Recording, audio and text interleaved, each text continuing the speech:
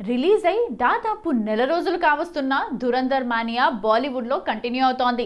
4వ వారంలో భారీ వసూళ్లను కలెక్ట్ చేస్తూ ట్రేడ్స్ను విస్మయానికి గురి చేస్తున్న ఈ మూవీ సీక్వెల్ మార్చిలో రిలీజ్ కాబోతోంది.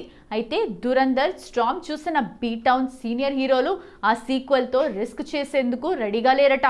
ఈద్కు ధమాల్ 4తో వద్దామనుకున్న అజయ్ దేవ్గన్ ఆ డేట్ నుండి దుకాణం సర్దేసుకున్నాడని టాక్.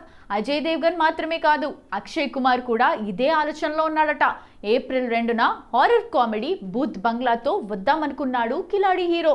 14 ఏళ్ల తర్వాత ప్రియదర్శన్తో తన కొలాబరేషన్ పై నమ్మకమున్న దురంధర్ మాస్ హిస్టీరియా 4 వారాలకు పైగా పాకడాన్ని చూసిన ఈ హీరో దురంధర్ 2 సీక్వెల్ కు లైన్ క్లియర్ చేయాలనుకుంటున్నాడట.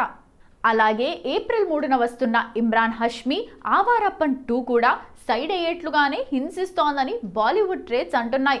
గతేడాది డిసెంబర్ 5న రిలీజ్ అయిన దురంధర్ ఇప్పటి వరకు 1100 కోట్లకు పైగా గ్రాస్ రాబట్టుకొని సీక్వెల్ పై అంచనాలు పెంచింది.